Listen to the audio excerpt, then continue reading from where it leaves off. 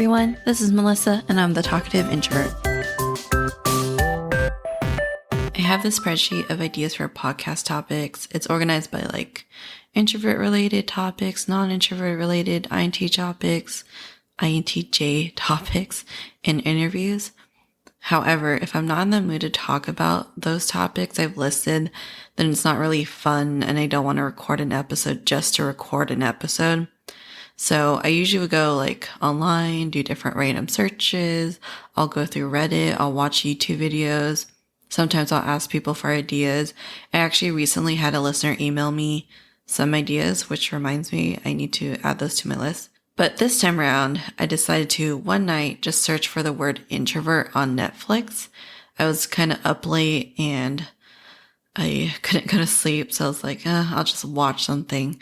And so I searched up the word introvert. I was like, why not? Let's see what comes up. And I got titles like My Shy Boss, The Creative Brain, 100 Humans, Life's Questions Answered, It's Okay to Not Be Okay. But what really caught my eye was Brené Brown, The Call to Courage. She's super popular and pretty well known, so you might have already heard about her. And I'm probably late to the game on watching this because I think it came out in 2019, so I'm a couple years late, but whatever. My old therapist actually told me to read her book, but I didn't feel like it. I like reading, but I don't like reading. I'd prefer to watch it or watch something or play video games or something. Reading's not my pastime. But fortunately, I can watch her on Netflix, and I also found out that she has a podcast too. So I might start listening to that on my walks. So this episode is my reaction to that. I don't know what you want to call it, video show. It's just it's just her talk, her speech, or whatever you want to call it. It's I'm not really sure what you call it because it's not a comedy sketch or anything. It's just the one show. I think she's touring and she goes and does this speech. So they recorded it and put it on Netflix. And anyway, so this is my reaction to that, whatever that you want to call that, and why I think people should also watch it. First of all, she's hilarious and so fun to listen to. I definitely want to watch her TED Talk videos. I don't, however, really appreciate her comment about white guys. She didn't want a white guy to be on her cover, which is fine. It's her cover. She can have whatever she wants on it. But the way she said it, she was disgusted of the thought, the audacity of the artist to do such a thing.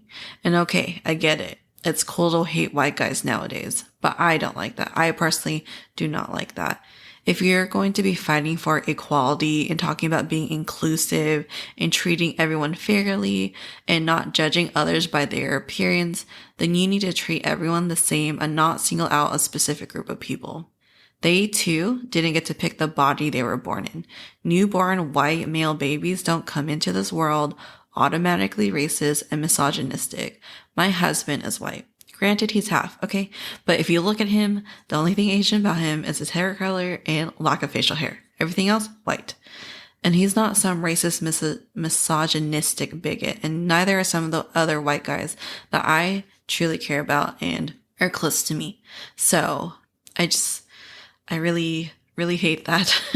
Just it's not fair for everyone else. It's not fair to them that people already place them in this box without even getting to know them.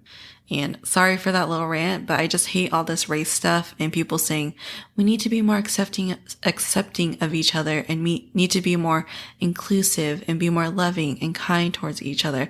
But it's okay to not be that way towards white guys. It's totally fine. No, you're only truly a good human being in my eyes if you accept all people of all color, gender, orientation, etc. It's all or nothing. You can't just be it's racist unless it's towards a white person or a white guy. Enough of that. We're all connected. We're all one family. We all have to coexist together. Anyways, back to Brené Brown. Sorry about that.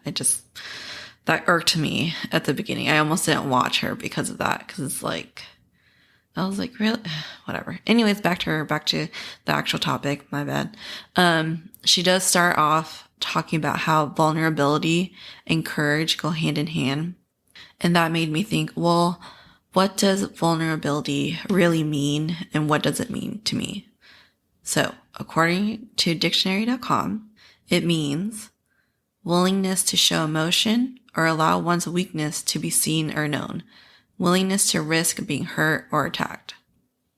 As a fellow INTJ, when I read that, I was like, ooh, I do not like that. I do not like that at all. That is a big, fat no from me, dog. Like, no. Willingness to allow one's weakness to be seen or known. My first thought was like, ew, why? That sounds absolutely awful.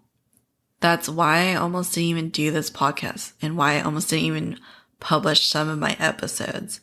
I do feel pretty vulnerable when I do the INTJ episodes, specifically with my sister-in-law, even though those are some of my favorite episodes, because it's nice to talk to someone who understands your personality.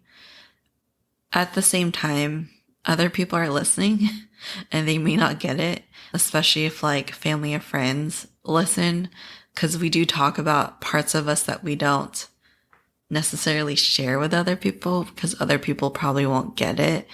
And they might think we're odd, or they might take what we say the wrong way.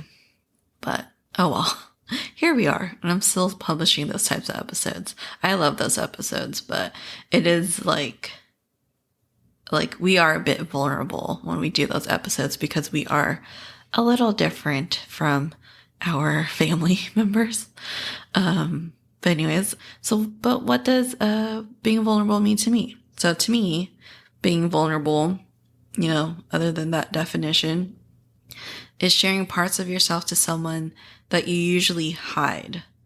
Like, everyone has different personas for different situations, right? So, like, newly introduced Melissa is not the same as Melissa you've known for several years.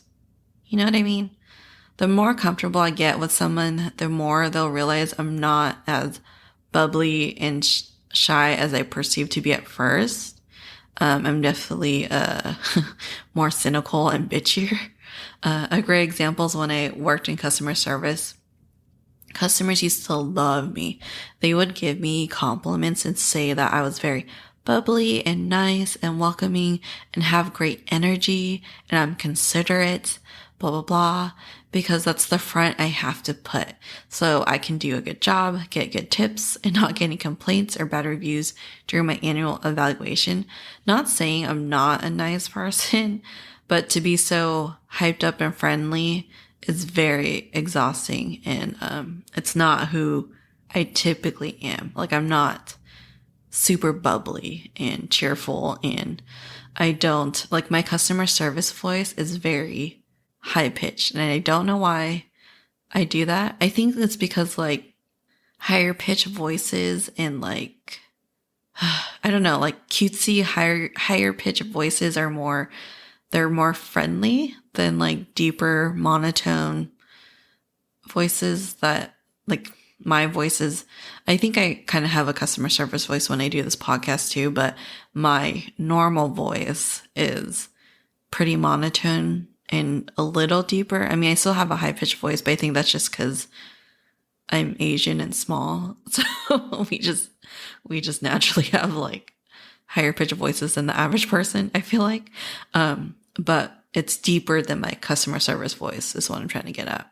And so being vulnerable to me is not putting up a front and not playing into any of the personas I've created for different social situations.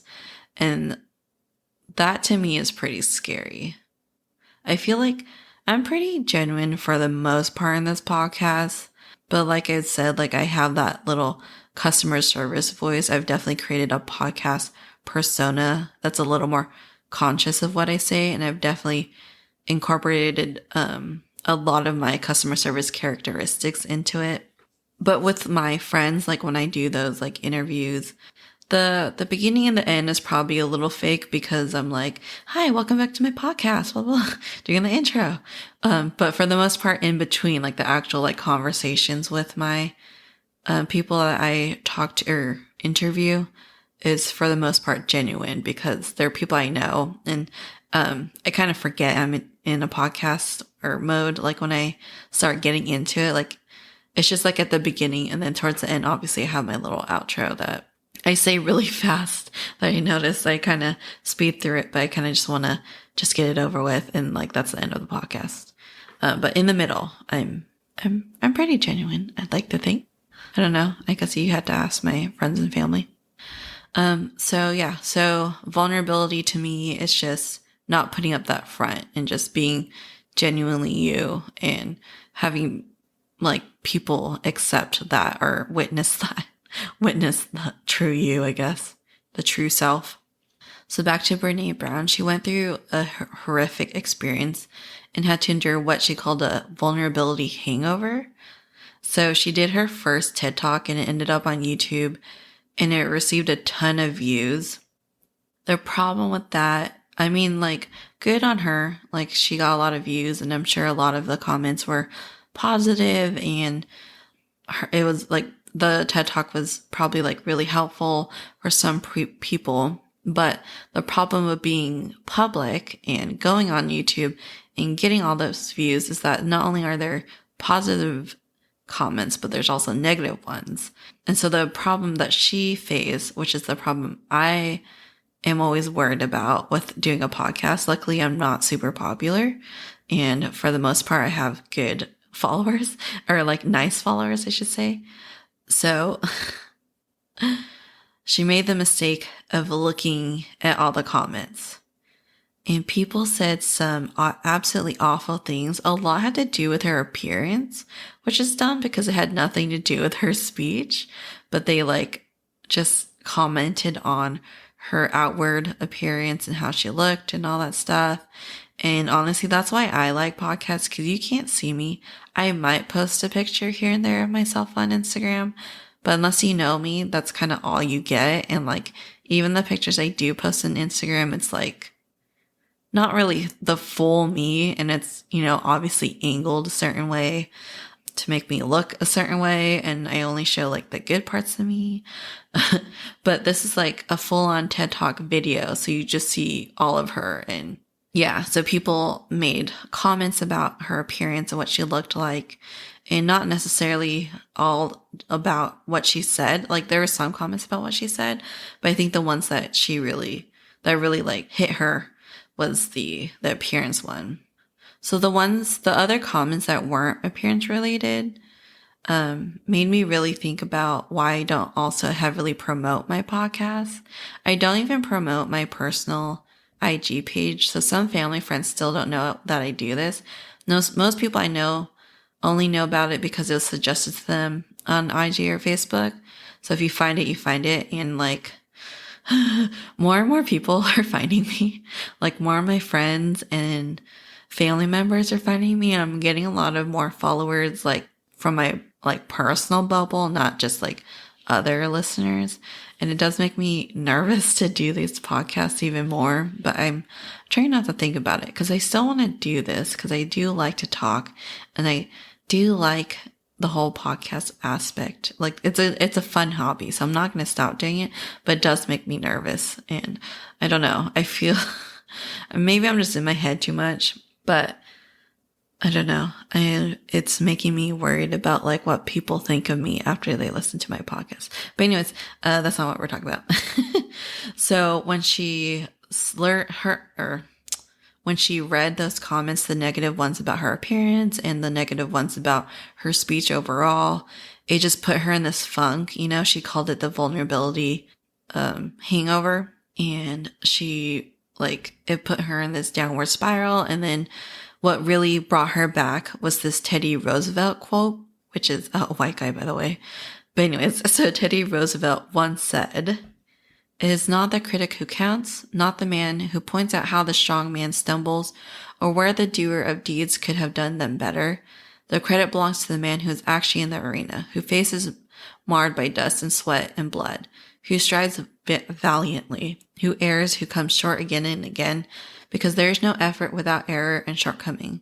But who does actually strive to do the deeds, who knows great enthusiasms, the great devotions, who spends himself in the worthy cause, who at the best knows in the end the triumph of high achievement, and who at the worst, if he fails, at least he fails while daring greatly, so that his place shall never be with those cold and timid souls who neither know victory nor defeat. So in essence, the credit doesn't go to the trolls, the people who ridicule you or bully you in the comment section.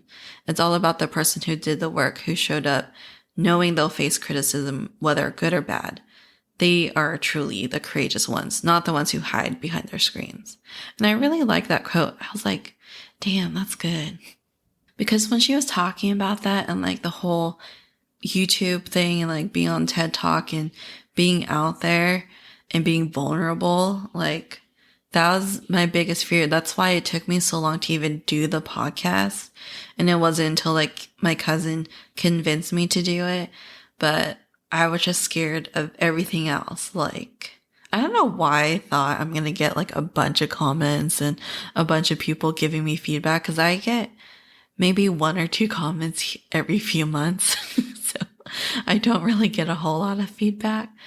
But if I ever like get popular enough where people are actually commenting on a regular basis, I think that's what's going to scare me and might make me stop doing this. Right now it's good. We're at a good, like all my followers and people who comment or message me are super nice, super friendly, super encouraging. But if at any point I start to actually get popular and more people listen to me and I start getting those negative comments, that's, I don't know. I'll just think back in this Teddy Roosevelt quote then. But that's just like all my fears is what she was talking about, like the comments and all the criticism and all the trolls on the internet. But anyway, so she goes on to say that vulnerability is having the courage to show up when you can't control the outcome. And she says we're so afraid to let ourselves be seen. And that's exactly how I feel with this podcast and how I'm feeling with the fact that more and more family and friends are following me and finding the podcast. I mean, they could just be following my Instagram page just to support me, and they might not actually listen to anything, which would be totally fine. Like, I'm totally cool with that. But I don't know. I don't know if they're listening or not.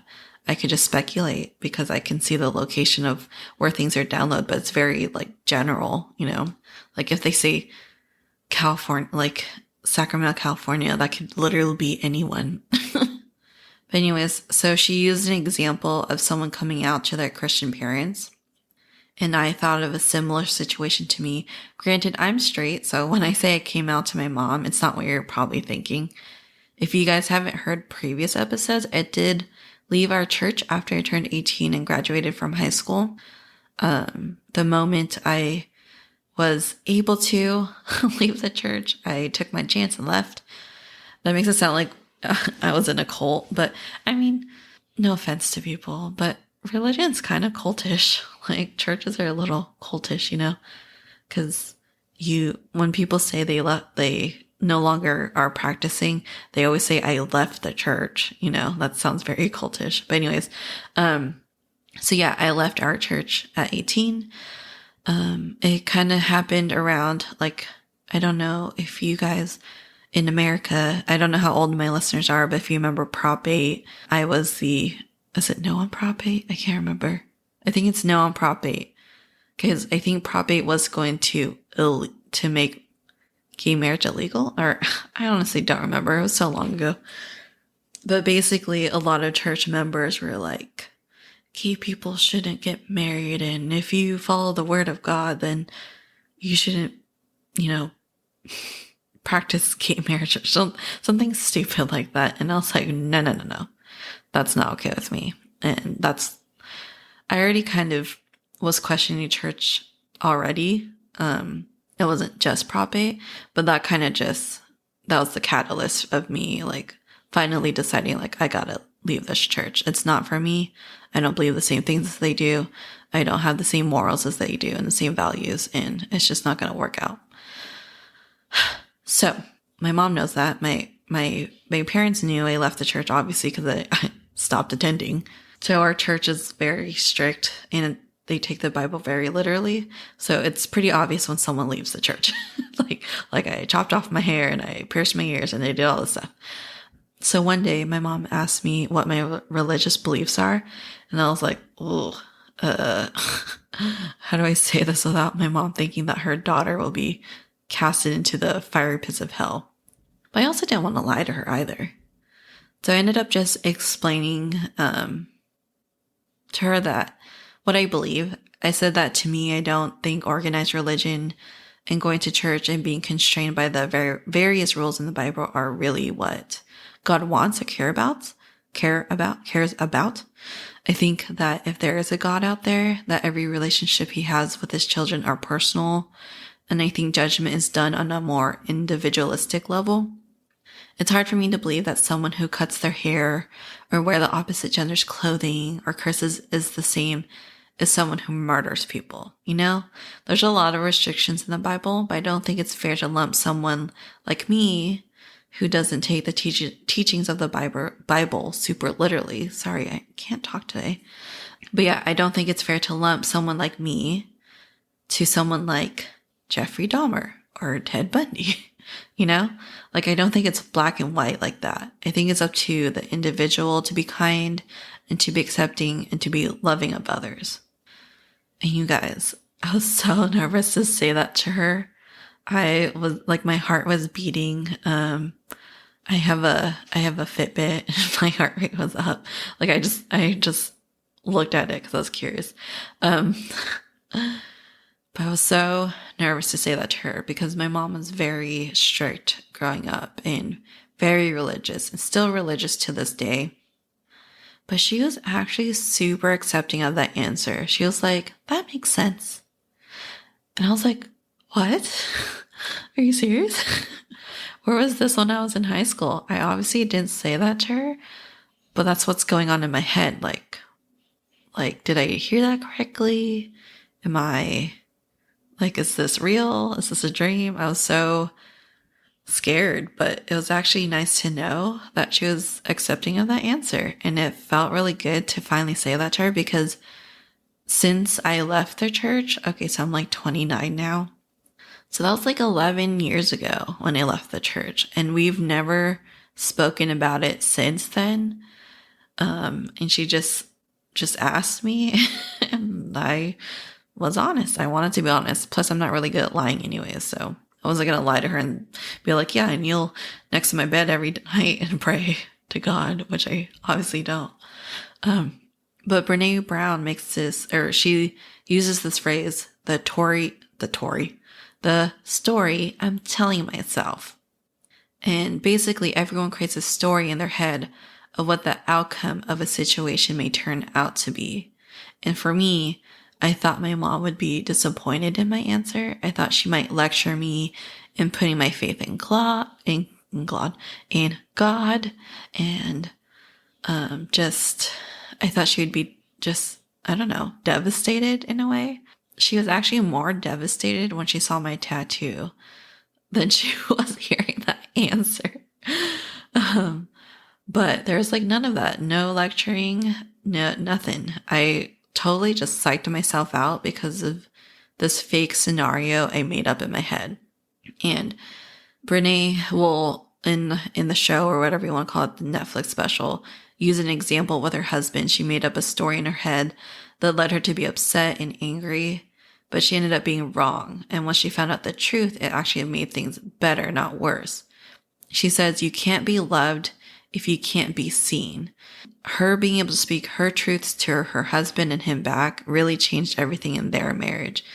Like me being an INTJ or an introvert, you know, we're in our heads a lot and tend to overthink things and make up god-awful scenarios in my head on how events are going to turn out.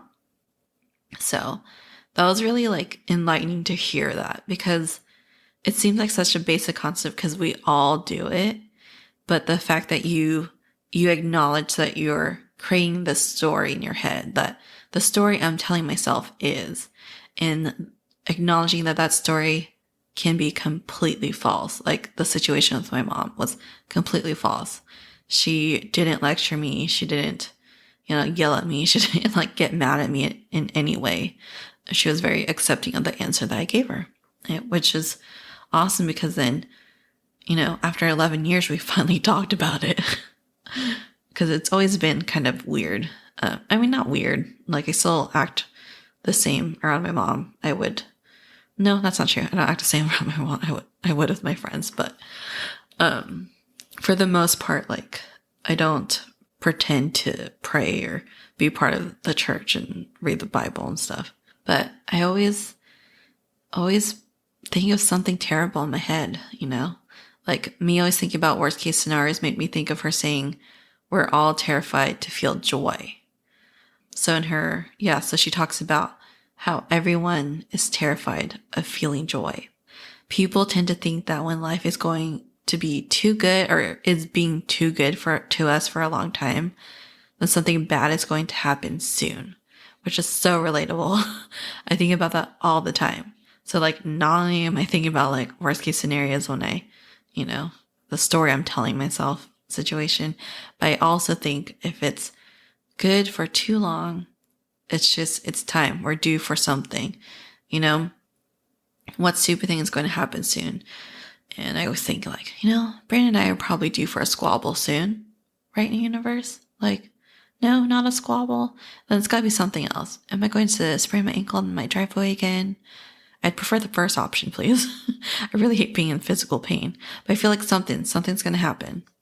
And Brené goes on to say that those who leaned into joy all shared the importance of being grateful because gratitude is also being vulnerable. Link says hi. Okay. I lost my train of thought now. What did I say? So being grateful is, gratitude is also vulnerability. So when you're grateful for something, someone or something can take that away.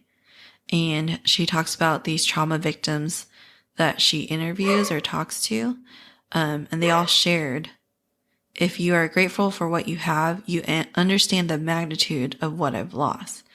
So it's kind of that whole, you don't know what you're missing until it's gone concept. That's why for me, I'm kind of grateful I didn't grow up rich.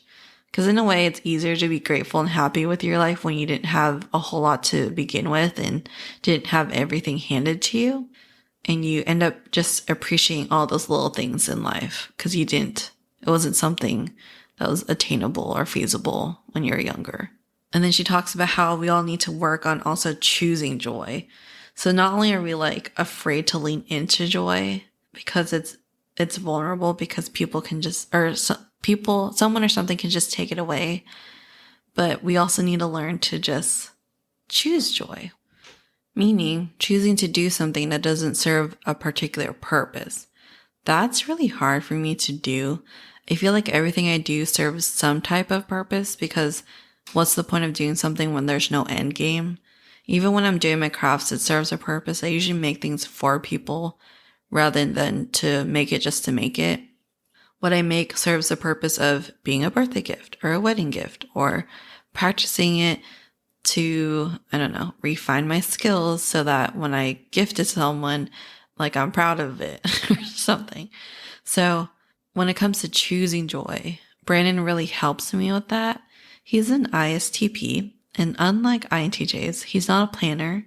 He doesn't even have a schedule for work, which is crazy to me, but it's in there, it's in his head. Like he knows where he's supposed to go, and usually like he'll get like a text the night before where the job is or something.